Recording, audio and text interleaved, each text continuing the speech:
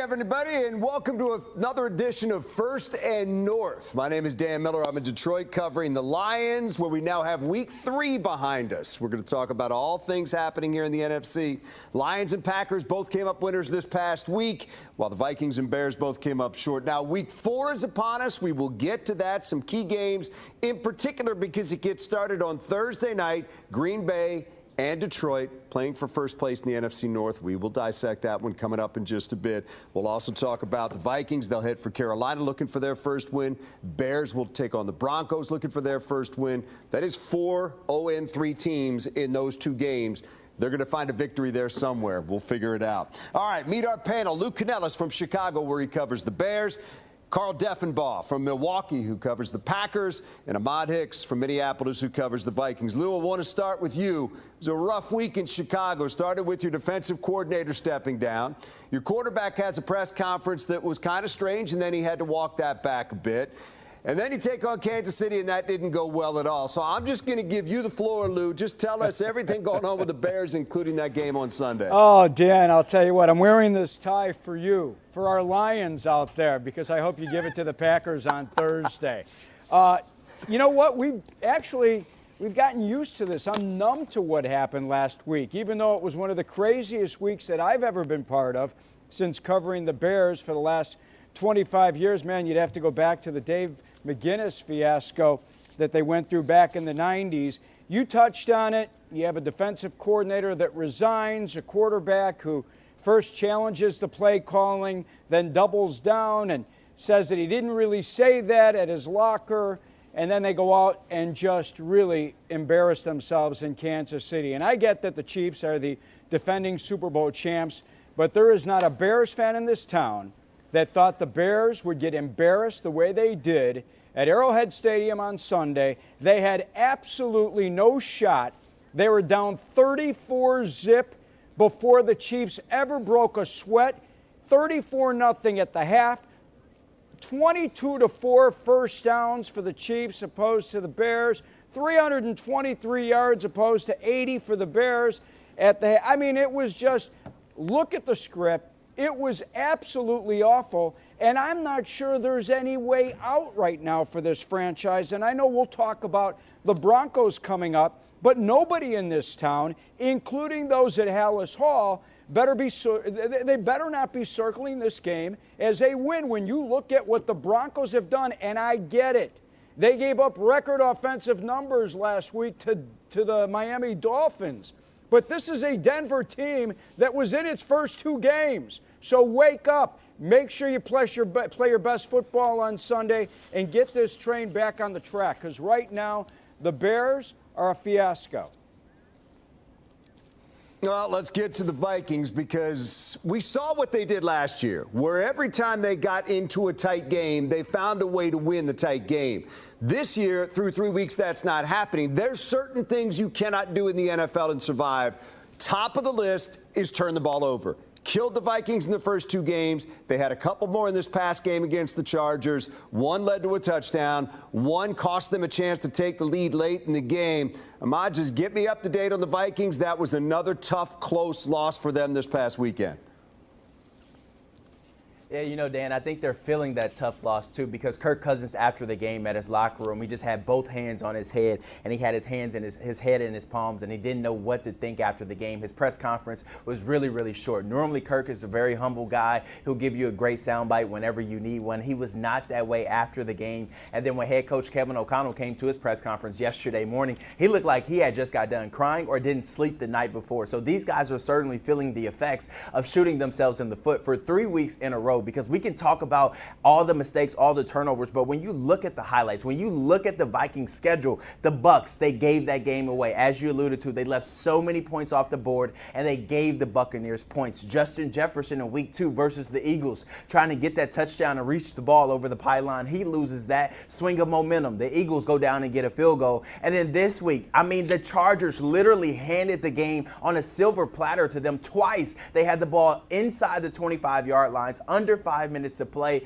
and they came away with 0 points. So Kevin O'Connell is frustrated. He said this week earlier today, he's going to play who's ever not going to turn over the ball. He said they've done everything they can, ordered all the drills, all the gadgets to help them by not turning the ball over at practice, but nothing has worked thus far. So he said he's going to play the guys who have great ball security. So he's frustrated. They know they need a win because they go to Carolina this week. It's the Adam Thielen revenge game, and they have that game circled. I'm sure they want to win, but I know the Vikings, this is a must-win game because if they don't win this game, you have the Kansas City Chiefs coming to town, and then the 49ers on Monday Night Football a couple of weeks after that. So you're talking about how things can slip away really, really fast if they don't get it together somehow and stop turning the football over.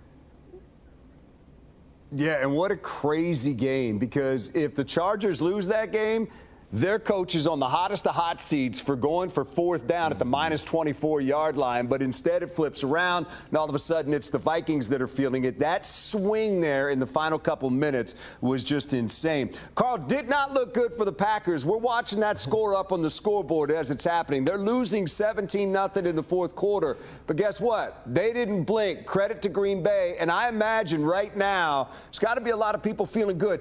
Look, they made a thought. They knew what they were going to get when they switched quarterbacks, but now that you're seeing it out there, I imagine people feel pretty good about a 2-1 record. I thought we were going to talk about the Taylor Swift story right off the bat, the love story down in Arrowhead. Well, no, it's here in Green Bay, of course, after what the fans got to witness and cheer for up in Titletown over the weekend. You guys talk about a swing in that Vikings game. How about week to week for the Packers, and then from the first three quarters to the fourth? So they go from a game in Atlanta a week ago where they had it in the bag and then really just blow it in the fourth quarter, unable to move the ball in the fourth quarter and lose, to a flip of the script back for the home opener, Jordan Love's first career start in front of all those green and gold fans. It was ugly, honestly, for those first three quarters, really well into the fourth in many different departments. But Love is able to capture some magic, really turn things around once they went kind of that hurry up, that 2-minute drill. And instead, you have people here in Wisconsin this week talking about 1992 and Brett Favre coming in for a Week 3 comeback against the Bengals in that game. So quite the reversal for Love. And you got to say, you love the demeanor that he has, the poise that he shows. He seems relatively unflappable after kind of watching Aaron Rodgers for those first 3 years go through a number of different ups and downs, and when it was his chance, he made those plays, has that moment, although there's not much time to celebrate, as you know, Dan, with this short week. Yeah, and we'll definitely talk about that game coming up. Believe me, there's some folks in Detroit looking at that saying, man, do they have another one? Is this 3 quarterbacks in a row? And all of that will play out before us, and that story's still being written. I can tell you where the Lions are concerned, their win over Atlanta was a big one. Having lost to Seattle the week before, another home game, you didn't want to lose your first 2 home games in a season where you're expected to take a big step. And in particular, when they knew they were going to Green Bay coming up on Thursday night, short turnaround, playing potentially, they thought at the time, for the division lead. That'll obviously will be the case. But Atlanta was coming in at 2-0. Atlanta had done some really good things. They had a mobile quarterback, which had given the Lions some problems. But the Lions defense showed up. 7 sacks in that game. They had 1 sack in the previous 2 games. So a lot of the things that people were asking questions about, that defense, their ability to stop teams, showed up in this game, and they answered some questions. Now, of course, like we all talk about all week long, that's Week 3. We see where it goes in Week 4. But I think you have a little bit of confidence in Detroit right now with the way that they're playing, understanding that they have a tough one against Green Bay coming up. But I can't overstate what a win in Week 3 meant to this team, because 1 and 2 potentially looking at Green Bay with maybe 1 and 3 on the plate in a season where everybody's got their scope on you would not have been good for Detroit. So let me drill down a little bit on some of these teams and some of these things that are happening and what happens when you're not winning. Lou, I start with you. How much pressure is there on your head coach right now? I think he's feeling a little bit right now, Dan. You know, he's in the 2nd year of his deal. He never revealed to the media how long of a contract he had, but we know that it's longer than 2 years, that's for sure. Pressure, yeah, from the fans, and that's because the expectation that this team would be much better than where it is right now. And obviously we're coming off a 3-14 year, a year in which the Bears had the #1 pick, so everyone sat back and said, okay, we're going to lose these last 10 games because we're tanking for that first pick in the draft, and it worked out that way thanks to Lovie Smith and the Texans. We expected more in this season. Did the Bears fans expect for the Bears to go to Arrowhead and beat the Chiefs? No. Did they expect a much better outing against the Packers? Absolutely. No one expected Jordan Love to play the way he has the first 3 games. They couldn't beat Green Bay. Then you watch what happened to Tampa Bay last night, and you see how they were just manhandled by Philadelphia at home, and you scratch your head, and you're a Bears fan, and you say, we should have won against the Buccaneers, even though the game was in Tampa. So I don't think Matt Eberflus right now is feeling the heat, but he needs to keep that locker room together, Dan. You've been calling games long enough in this league. Once you lose the locker room, things can really go downhill in a hurry, and I fear that the Bears are real close to that happening. If they were to lose Sunday at home to the Broncos, a winless squad that gave up 70 to Miami, the fans in this town will be loud in the first quarter if things are not working out that way. And those boos won't only be directed at Matt Eberflus, they'll be directed at the general manager, Ryan Poles, and also quarterback Jordan Fields, unless he starts to turn things around. Let me take Fields off the table for just a second, because I want to talk about all these quarterbacks individually coming up in just a moment. But the Bears did go out, spend a lot of money in the offseason, looking to solve some problems, which is a difficult thing to do sometimes in free agency. Outside of the quarterback, which we'll get to, what has not gone right that maybe people thought, hey, we've solved that problem? Boy, I'll tell you what, they spent a ton of money on the defensive line. And you're right, Justin Fields isn't the only guy that should be criticized for the way this team has played through the first 3 games, but they spent a lot of free agent money on that defensive line. They spent three of their first 4 picks in the draft, a lot of draft capital on that defense. It was a bad defense a year ago. It's been worse this season. They were worst in the league last year with only 20 quarterback sacks. Through 3 games, they have 1. They cannot get to the quarterback. They cannot get off the football field on 3rd down. The strength of this team going into the regular season was their defensive secondary, and the defensive secondary right now is banged up. So the defense right now has been a huge issue with this squad, and frankly, the play calling. A year ago at this time, through 3 games, this team was the top rushing team in football. They had almost 600 yards rushing. Through 3 games this year, just 300. So the play calling needs to be better as well, and that's offensive coordinator Luke Getsy. Hey, Ahmad, look, I still think the Vikings are pretty good. They've just been hurting themselves with a lot of the mistakes that they've made. They won 13 games last year. They didn't forget how to win games. Is there a feeling in Minnesota that, look, if we just take care of some of these things, we can get this thing turned around? Is there confidence, or is there a little bit of panic starting 0-3? Well, Dan, there should be some optimism. I mean, they know how talented they are. They've seen how these games have gone down to the wire, and they shot themselves in the foot. There's no panic inside that locker room right now. As everyone has keep telling us, there's a lot of football left to be played, 14 weeks exactly for them to find their footing. But there is a sense of urgency for this team right now. They do understand they need to get a win, and they need to stop beating themselves. They said if they just look in the mirror, that's their only opponent right now. No one has truly beaten them where you walk out of that game and you say, you know what, tip your hat to them. They played an excellent football game. We didn't have a shot that game. That hasn't been the case through 3 weeks of the season. So everyone is sensing, the urgency around the franchise. But I also think that guys are starting to look over their shoulders. Alexander Mattison has been scrutinized a lot by fans here in Minnesota about him not being able to run the ball, or at least run the ball as they expected him to be able to do so in 2023. So the team brought in Cam Akers from the Los Angeles Rams. So he's breathing down his neck. Last week we saw Alexander Mattison have the best game of his season so far, but that's because Cam Akers is right behind him, and he's just clawing at every opportunity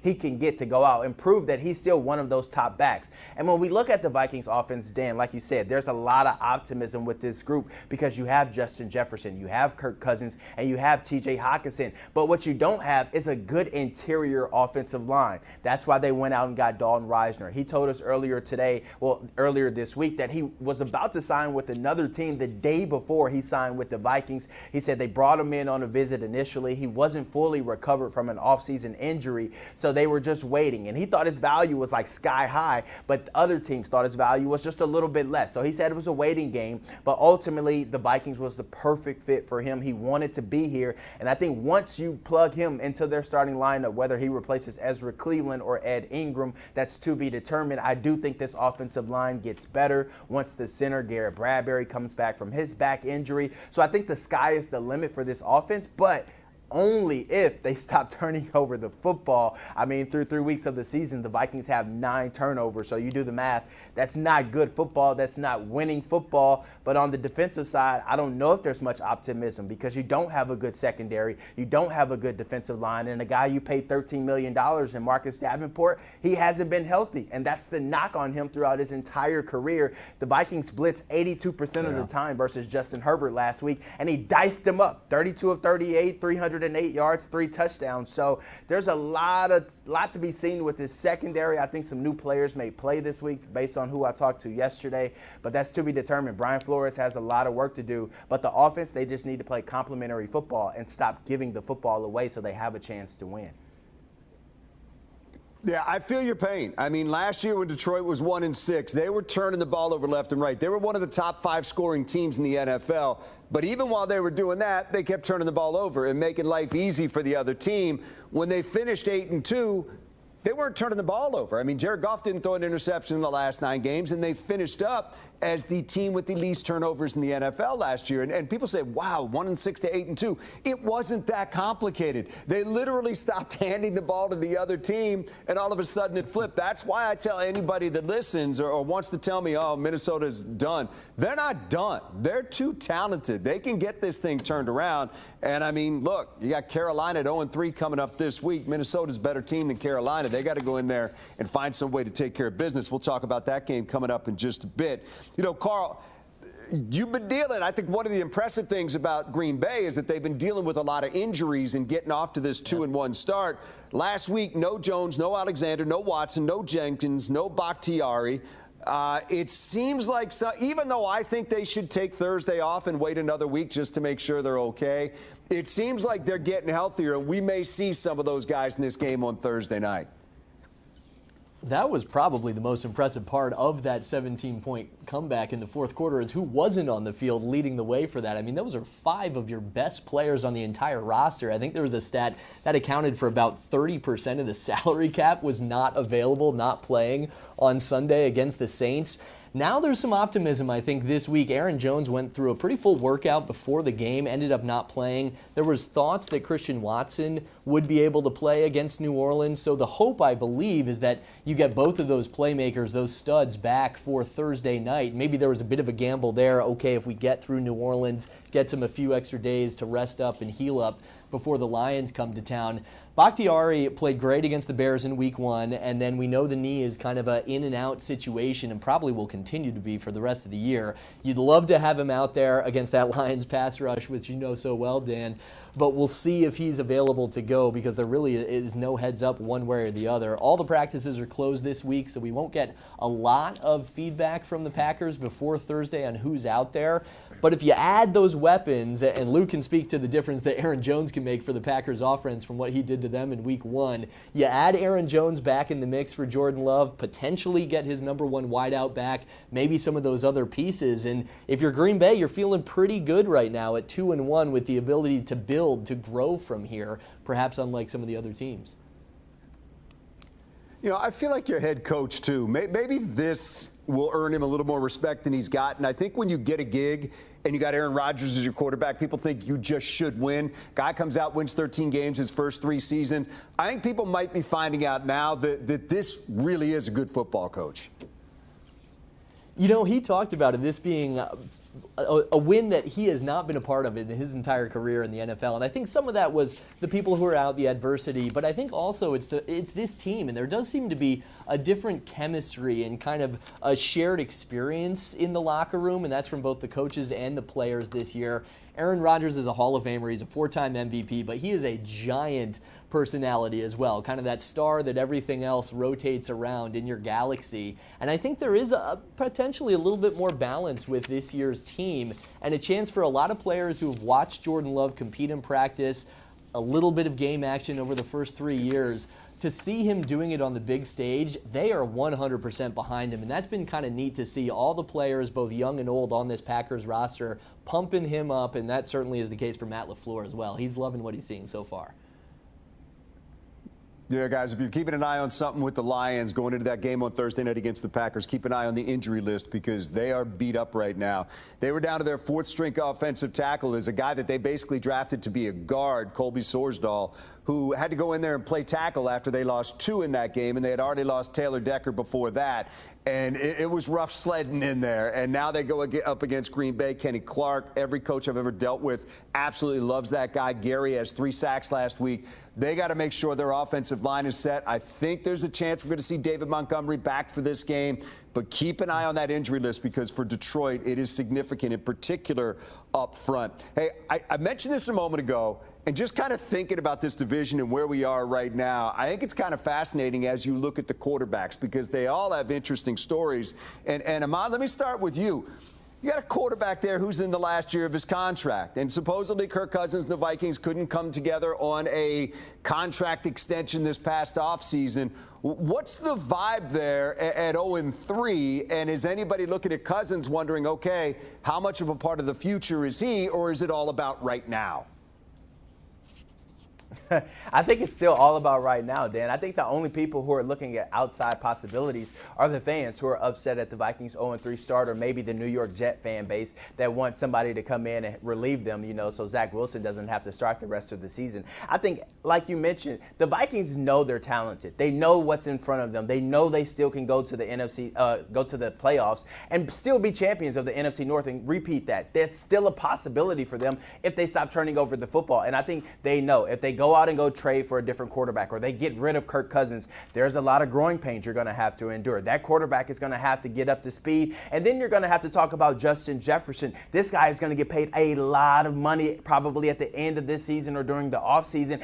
But he has to ask himself, do I re-sign with a team that doesn't have a quarterback for the future? Do I want to give up 2 years of my prime for a quarterback that needs to be, developed and come in and get up to speed? So I think that's something that the Vikings are trying to deal with. Kirk Cousins, we always say, he's a top 12 quarterback in the NFL. Is he an elite quarterback that can get you to the championship?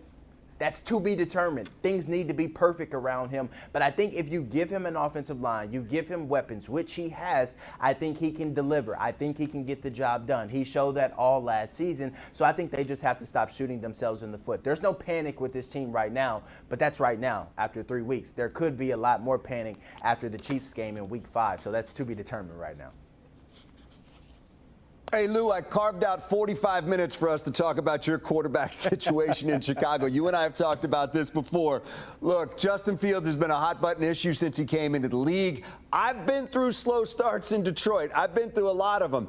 And I've been through slow starts where the Lions are sitting on high draft picks. Chicago potentially sitting on 2 real high draft picks and a really flush quarterback draft coming up. Have people already started casting an eye towards what might happen in the offseason?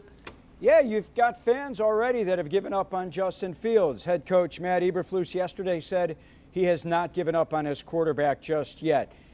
It's obvious that Fields is not comfortable right now in this offense. Is it because of the play calling of offensive coordinator Luke Getsy, or is it because defensive coordinators in this league had the opportunity during the offseason to sit down and devise a scheme to make him uncomfortable in the pocket, to not allow him to run around his ends and take off with the football tucked? I think it's a little Leveach. I think that Getsy tried to make him a pocket passer because in this league, you need to be a little bit of a pocket passer. We've seen Lamar Jackson grow into a little bit of a pocket passer along with running the football. And in Fields' case, he said prior to last week's game that he was going to play freely, that he wasn't going to play like a robot. These are his words, not my words. He didn't look any better. He threw for 99 yards. He looked unsure of himself. He held on to the football too many times, albeit against Chris Jones and a real good Chiefs defense, but he still did not do what we expected from Justin Fields going into this season. Dan, it wasn't long ago, our first and North, when I told you that more bets had been put down on Justin Fields to win the MVP award in the NFL than Mahomes, Herbert, and Allen combined. And we have not seen any of that. They are already screaming for undrafted free agent Tyson Bagent out of Shepherd College, a Division II school here in this town. Backup quarterbacks are the most popular guys in town, mostly because you've never really seen them, but I think we've all been there at one time or another. Carl, look, you're replacing a legend with Jordan Love. Before we get to this week's games, just kind of update us. What's his personality and makeup like? How's he been able to handle this? Because everything from the outside looking in looks rock solid. That's exactly what I've seen as well, and what you'd love to see in a starting quarterback. I do have to tell you guys, I did my own film review getting ready for this first appearance with you guys, taking you back to one of the early episodes. Lou saying the Bears were going to go worst to first in the division. 3 weeks feels a very long time ago. For Green Bay, though, yeah, Jordan Love has been as advertised. It's what you want to see here from a guy taking over for a pair of legends. There's work to be done, right? There's certainly things you can nitpick about his game. I think the accuracy in two different phases is what I noticed against the Saints. The deep ball accuracy has not been there yet, although they've been attempting those plays. Yeah. He missed one to his tight end Luke Musgrave right down the middle. The interception wasn't even close to Romeo Doubs. It was basically a pop-up to the Saints safety there for his pick, the first of the season he's had. And even some of the crossing routes on the completions, he's just a tad late where the receiver's reaching back and then not able to run after the catch. So it's a completion, but maybe not the big chunk it could be. But you mentioned the demeanor. I mean, this guy is as calm as you could possibly hope from your starting quarterback. He seems to handle the offense really well. They're able to do a lot of different things, especially if they get Aaron Jones back in the mix that Matt LaFleur wants to do in terms of the motion. I saw him use his legs more against the Saints, which was nice to see because he's got wheels. A 24-yard run up the sideline for a nice scramble. He juked out one of the best linebackers on the Saints for the touchdown run that he had as well. So there is so much for him to build on. And I'll tell you the other kind of intangible I love seeing from him on Sunday. I think we saw more of his personality kind of coming out of his shell a little bit. He was pumping his chest after one of those first down runs, flexing for the crowd at Lambeau there after the touchdown. So I think he has this ability to stay calm in the moments while still recognizing after the fact just how great a job it is being the starting quarterback for Green Bay. And I think that's something the fans in Green Bay, certainly down here in Milwaukee, are loving from him right now. It's a pretty good gig, and only two other guys have had it for the last 30-some years. So, yeah, it's a good thing to feel good about. Jared Goff, look, people are always discussing him in Detroit. When he got here, everybody thought he was just a bridge quarterback. He was going to be here until they found their guy. I think everybody but the Lions front office thought that. And now Jared Goff's playing like a top 10 quarterback and playing really well. Key thing to watch there is what happens this season. He's only got this year and next year on his contract, which would put him up for an extension at the end of this year. I think that depends on what happens with this football team, but he's been really good. And the one thing I say to people in Detroit is, look, we've been starved for a long time, and Jared Goff has been places that we haven't been. He's been to winning playoff games. He's been to a Super Bowl. This guy can play, so we will obviously keep an eye on what happens with him and going forward, and I think this is a big season for him to prove, yes, he is in fact the guy. All right, that brings us to this week, and it literally starts on Thursday night. So, Carl, I'm coming right back to you. Last time the Lions were at Lambeau, they knocked the Packers out of the playoffs. We look favorably upon that here in Detroit. I'm guessing that's not the case in Wisconsin, and they're more than ready for Detroit to come back. Still very painful here, I can tell you that, and honestly ushered the end of the Aaron Rodgers era, right? It's him walking off the field arm in arm with Randall Cobb as the last image of him in the green and gold here. It's a new season. It's a new week. We're loving what we're seeing, I think, from this year's Packers. And like I mentioned, I think one of the big things will be who they get back. I think there's a very good likelihood Jordan Love gets his number one running back on the field, the number one receiver, ability to stretch the field with Christian Watson. And the defense has been solid so far this year. You mentioned Rashawn Gary earlier. How's this for efficiency? 3 sacks on 23 snaps against the Saints as he's still coming back on kind of a pitch clock. So a lot is going well for the Pack at this point early in the season. I think this is kind of an early test of who the contenders are in the NFC North, who could potentially come out on top, and we'll see how it plays out Thursday night with you on the call. Hey, Lou, they're wrapping me. Give me 20 seconds. Do the Bears find their first win this week against Denver? You could hear my frustration, Dan, the first time we started this show, and I'm giving you the frustration again. I've got to go with the Bears again on Sunday. I cannot go with the Broncos, even though the Broncos are 3.5-point favorites as they travel here to Chicago. I'm taking the Bears to finally win a game and Justin Fields to put it together with a much stronger running game. I've got the Bears running for 200+ in this one. I love the faith. Ahmad, same thing, 20 seconds, then we're out of here. Do the Vikings find their first win at Carolina? I'll be short and sweet, Dan. I think the Vikings win the turnover battle this week going up against either Bryce Young or Andy Dalton. I think they get a victory with Dalton Reisner playing on the offensive line and Cam Akers in the backfield. Hey, guys, I wish all of you luck except Carl. Carl, sorry, can't do it, but we look forward to seeing you. Love coming to Lambeau. It is a fantastic place to play. I love going to all these stadiums, but it's going to be a lot of fun on Thursday night, Lions and Packers. That'll do it for this edition of First and North. Thank you for joining us. Back next week to wrap up week number 4 and look to week number 5 for Ahmad Hicks, Carl Deffenbaugh, Lou Canellis. I'm Dan Miller. Have a great week and enjoy it.